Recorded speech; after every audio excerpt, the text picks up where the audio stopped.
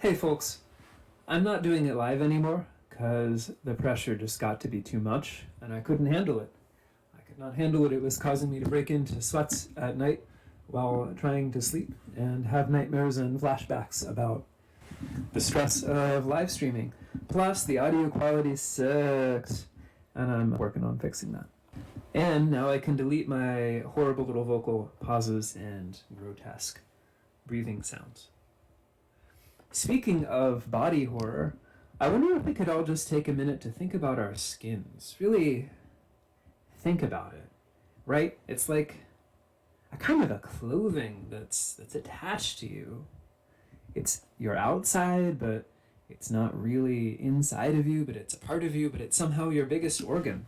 Just really feel how you are in a skin and try not to get too uncomfortable, but just be appropriately uncomfortable, because that kind of a discomfort and disjunction between ourselves and our skin is what I will be talking about this evening. And I want to start by telling a story. It's a story of a fellow named Thrasyleon.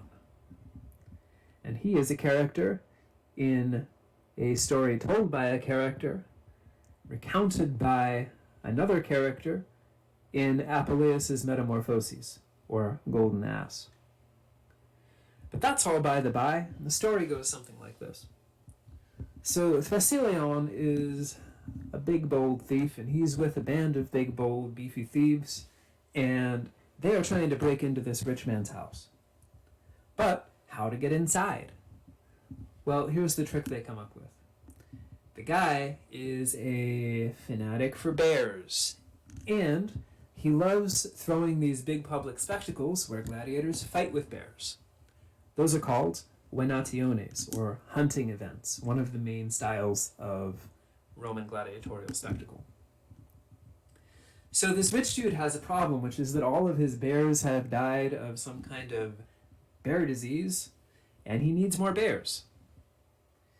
It would be really great if they could get a bear on the inside, to let him in the house. The only problem is none of the thieves are bears, and actual bears do not follow orders.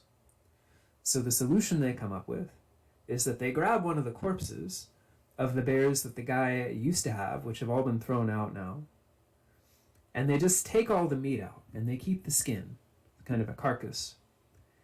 And they say, hey, will somebody get inside this and pretend to be a bear? And Thrasyleon says, yes, me please. And he gets in, and he dresses up as a bear. And he goes inside the dude's house, and he gets put in this kind of open-air cage, and it seems like everything's going according to plan, because he breaks out of the cage at night, and he's going to open the gate for his fellow thieves, and he opens the gate, but he's spotted by a slave who says, well, a bear's escaped. We had better kill that bear, because it is gone on the loose, and if we don't kill it, we ourselves will get at. So, while his fellow thieves come and slip in and out, taking all the guy's gold, Thrasyleon, dressed in the bear costume, is fighting off all of these dogs and slaves with spears and gladiators and such that are all attacking him because they think he's a bear. And he doesn't give up. He keeps fighting. He never says, hey, please stop, I'm a human. But rather he keeps on acting the part of the bear to the very end, such that once they finally stabbed him and chewed him and chopped him to death, nobody actually dares go close to him because they are afraid that he might spring back to life and claw them or what have you. So it takes them like days before somebody's trying to get some bear meat out of this big dead bear, and they finally cut him open and oops, there's a human in it. But by then, of course, Thrasyleon's colleagues are long gone with the loot. So that's the story. And it's an interesting story to me because it taps into so much other stuff that the Romans believe about bears, that the Romans believe about skins. It's one of those stories that's kind of at the nexus of a whole bunch of different ideas that people have. Which leads me to talk about this dream that I didn't have, but somebody had in Artemidorus of Daldas's Oneirocriticon. I think that I actually talked about this dream back when I was doing regular lectures on Artemidorus. It is a dream of a man who is caught bare-handed because he has bare hands suddenly in the dream. And what the dream means is that he will eventually be eaten by a bear in the arena. He's going to be subject to another kind of gladiatorial combat, which is called damnatio ad bestias. It's a different kind of thing. It also involves animals. In this case, the animals are used as implements of execution. Criminals tied to stakes are torn to death, devoured by animals of various sorts. Bears very commonly used in these. So if you dream that you have bare hands, that means that you're going to be eaten by a bear. Why does that work? Well, there is this notional zoological fact about bears, that bears do not come out of their mother's womb fully formed. They come out kind of like lumps of flesh. They then have to be licked into shape by their mothers. So, if you see yourself turning into a bear, that means you are getting shaped by a bear because part of you is in a bear's mouth. But if you are a human in a bear's mouth, that means that you are getting eaten by a bear, which means you are likely to be subject to damnatio ad bestias for whatever crime you did. You will be eaten by a bear in public. Well, so this brings us back to Thrasyleon, right? He seems to be choosing to die as a bear in this kind of venatio that's staged outside of the rich guy's house. But the alternative to that is that he gives up and says, hey, I'm a thief, I'm a housebreaker, and that is a crime that in Roman law carries the death penalty. So had he copped to it, had he said, hey, don't kill me, I'm actually a person, he would probably have been condemned to death, very likely by damnatio ad bestias.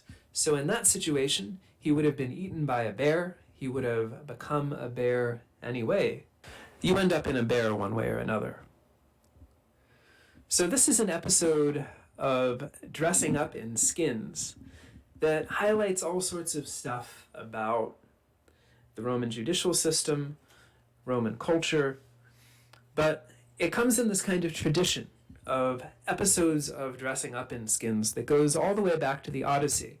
You may remember from Book 4 of the Odyssey, Menelaus and his buds dress up in sealskins so that they can sneak up on Proteus, the lord of the stinky seals, and get him to tell them the future, which you can do if you can wrestle him to the ground or what have you. Then there's another example in actually the text that I'm teaching this quarter, Daphnis and Chloe.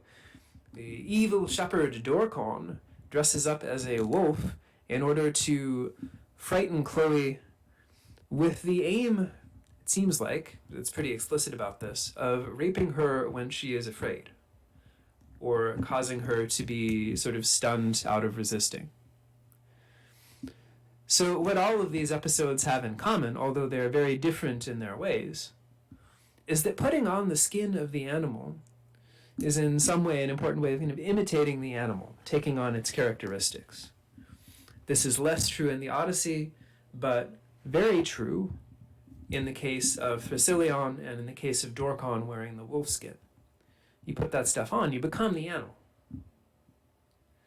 This is interesting to me also because wearing skins was actually a very normal Roman experience, almost a universal one. This is hard for us to grasp how common it was, but there's this whole kind of skin industry in the Roman world, producing various kinds of leather. For the Romans, leather occupies all these kinds of functions that we've replaced with other kind of different, more synthetic materials. It is, for instance, a widely worn form of cloth, form of clothing.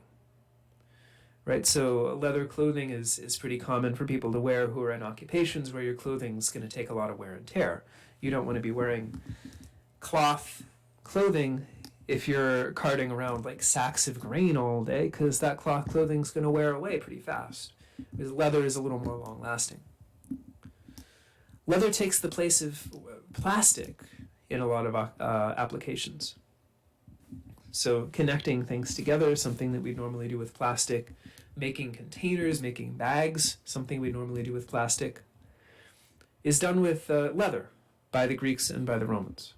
By the Romans to a much more kind of industrial degree. And even leather is paper, before paper. In the parts of the Roman Empire that are not well supplied with papyrus, which is actually most of it, something called pergamentum, which becomes English parchment, is the preferred material for writing. Pergamentum is just a very processed form of leather. So leather is occupying all of these functions and a whole bunch of other ones. There is a huge demand for leather. Leather is a part of everyday life in so many ways in the Roman world. And like I said, it's produced on a truly massive industrial scale. One of the main sources of demand for it is, in fact, the Roman army. Soldiers wear armor that is made out of metal, but it's held together with leather. Their shields are made with leather. And they sleep in leather tents. So in a whole bunch of ways, soldiers are encompassed by animal skins. There's this military leather complex that develops. And it leads to the emergence of huge leather industries on the Roman frontier.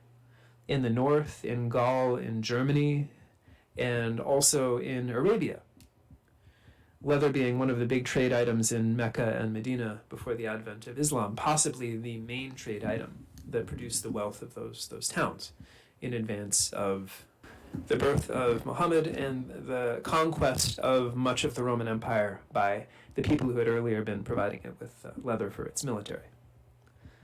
The mass production of leather, you might even say, is a sign of the encroachment of the Roman Empire on your borders, since it doesn't seem like there was a really intensive leather industry in Arabia, at least until Rome really started getting involved there in the 3rd century.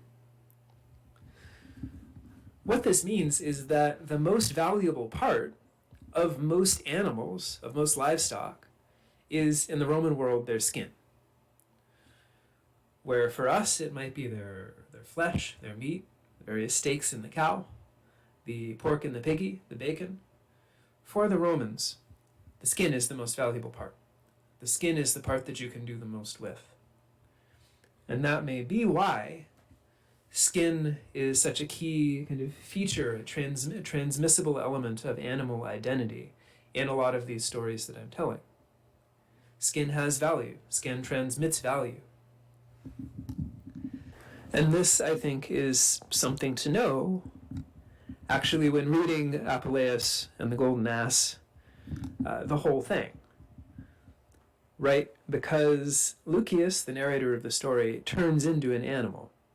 How does he turn into an animal? Well, it's not by putting on a skin.